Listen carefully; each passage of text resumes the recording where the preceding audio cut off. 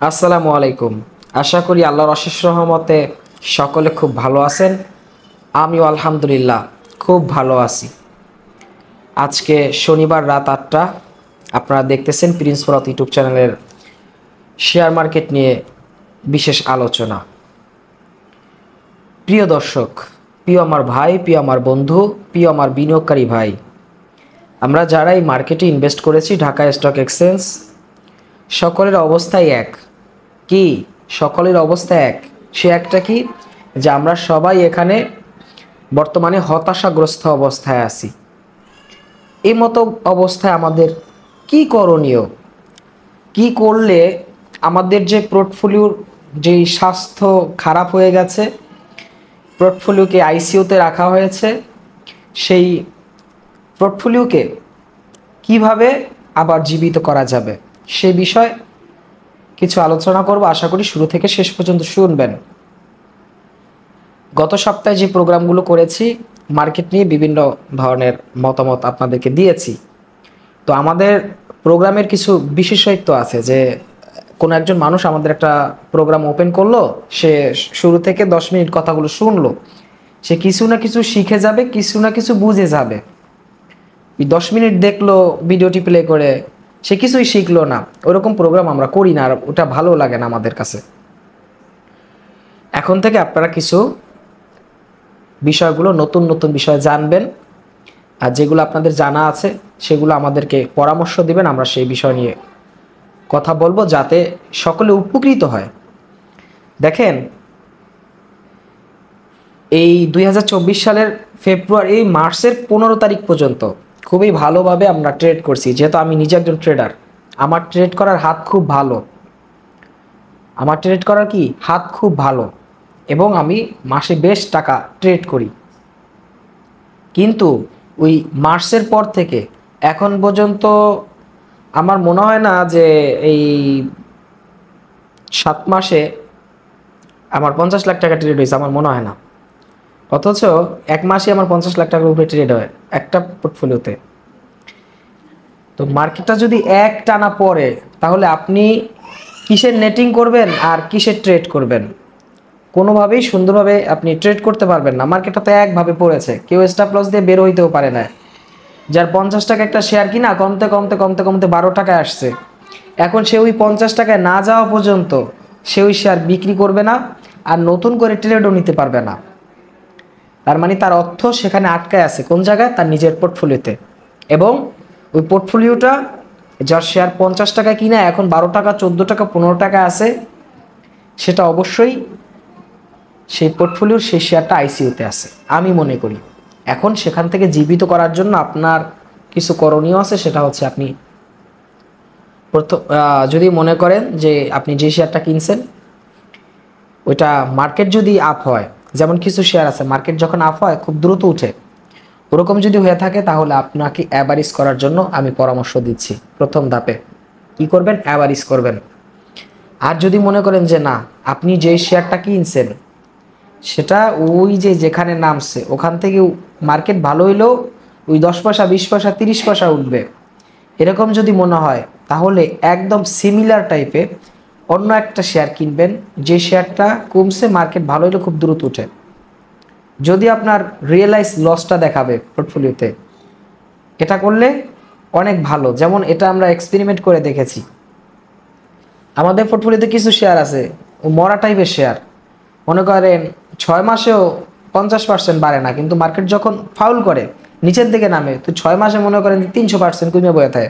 এরকম পিছা মারার শেয়ারও আমাদের এই শেয়ার মার্কেটে আছে।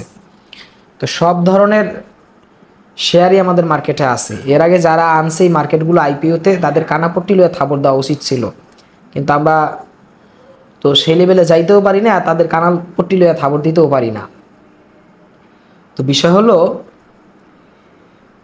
যারা অ্যাভারেজ করার জন্য টাকা পাবেন না, মনে করেন টাকা নাই, তারা হচ্ছে ধৈর্য ধারণ করবেন। এই ধৈর্যটাই হচ্ছে অ্যাভারেজ। আর যদি অ্যাভারেজ করতে পারেন অনেক ভালো। এই শেয়ার মার্কেটে এখন বর্তমান আমাগো বাংলাদেশের যে পিছা মারার মার্কেট, মার্কেট তো অনেকগুলোই থাকে, তো আমাদের মার্কেটটা আমি পিছা মারা মার্কেট বলি।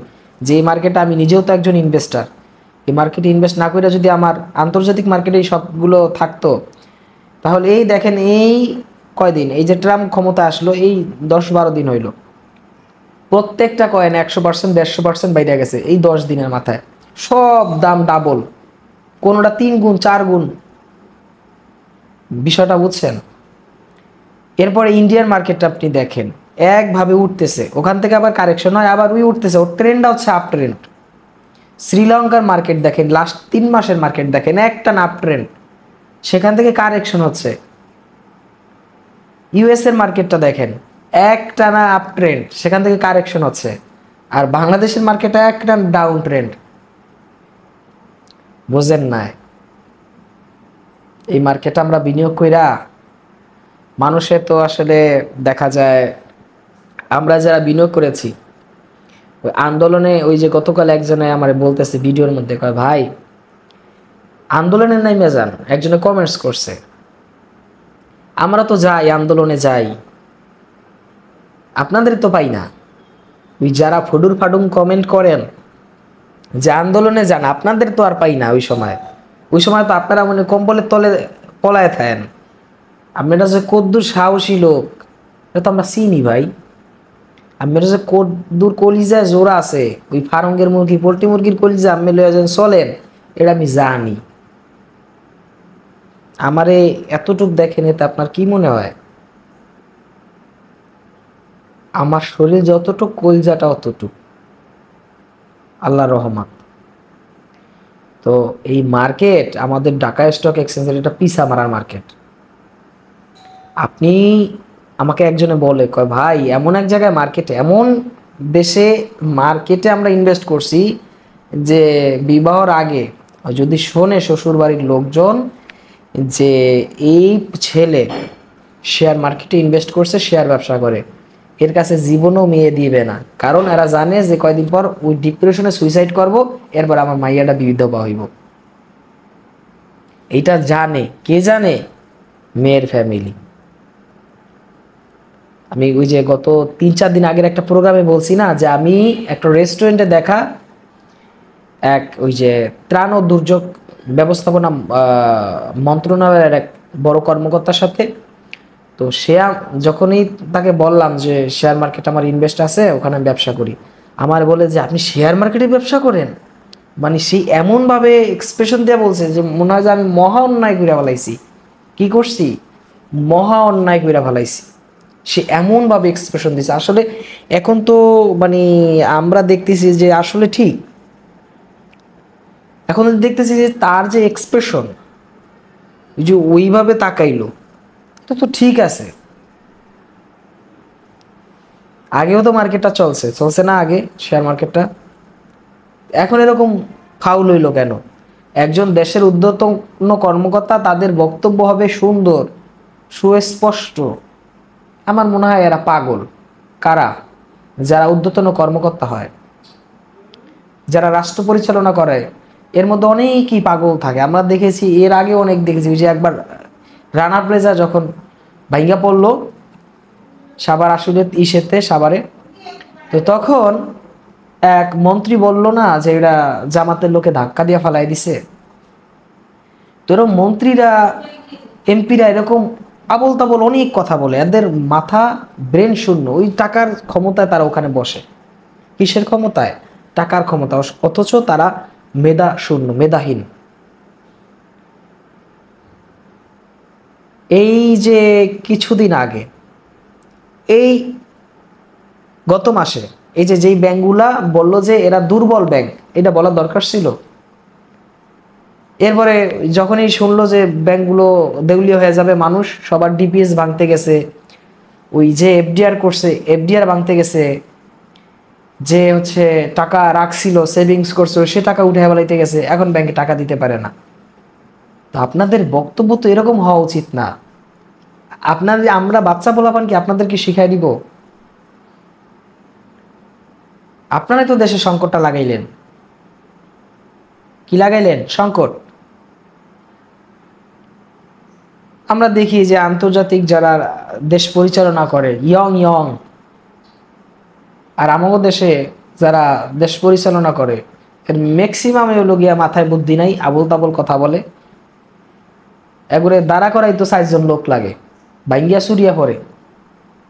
তে বাঙ্গাসুরা লোক দিয়ে দেশ চলে না, কি চলে না? বাঙ্গাসুরা লোক দিয়ে দেশ চলে না। আমরা কত আশা কত ভরসা নিয়ে এই মার্কেটে বসে আছি, কাজই হয় না। তো এখন যেটা বলতেছিলাম যে যাদের টাকা আছে তারা অ্যাভারেজ করবেন, এতে দেখা যায় মার্কেটটা একটু উঠলে ওই যে যেই টাকার নতুন কিনছেন ওই টাকাটা বেচা ফেলাইবেন, আগেরটা থাকবে। এরপরে উপরে উঠলে তো উঠলোই, আর নাইলে যখন আবার কারেকশনে আবার নিচের দিকে আইব তখন আবার কিনা দিবেন, এর আগে কিনবেন না। ওই পোর্টফোলিওতে টাকা থাকলেই তো কিনতে চান। কি করেন? আমিও করি এই কাম, আপনি করে যে চিল্লায় কই না, এই কাজ আমিও করি। এই কাজ আমি করাই আর ওস্তাদ। পোর্টফোলিওতে 10 টাকা থাকলে ওই 10 টাকা দামের একটা শেয়ার কিনা তুই। তো এই জন্য এই জিনিসগুলো করা যাবে না, আমাদের পূর্বের ভুল থেকে কিছু শিক্ষা নিতে হবে। আমরা তো এই মার্কেটে ব্যবসা করতে আসছি, আন্দোলন করতে আসি নাই। এই মার্কেটে ব্যবসা করতে আসছি, মানববন্ধন করতে আসি নাই। এই মার্কেটে ব্যবসা করতে আসছি, পুলিশের দৌড়ানি খাওয়ার জন্য আসি নাই।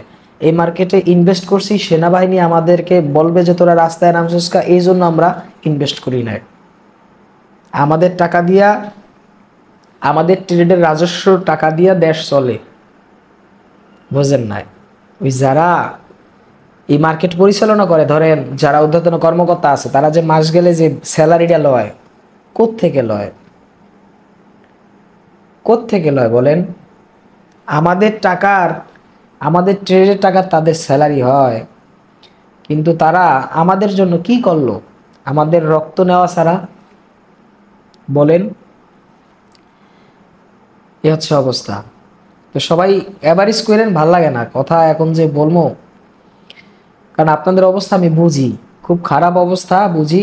দেখেন আগামীকালকে তো রবিবার, মার্কেটটা হবে, শুরু হবে, দেখি মার্কেটটা কি হয়। আশা তো রাখি ভালো হবে, সেটাই যেন হয়। সকলে ভালো থাকবেন, সুস্থ থাকবেন, আল্লাহ হাফেজ।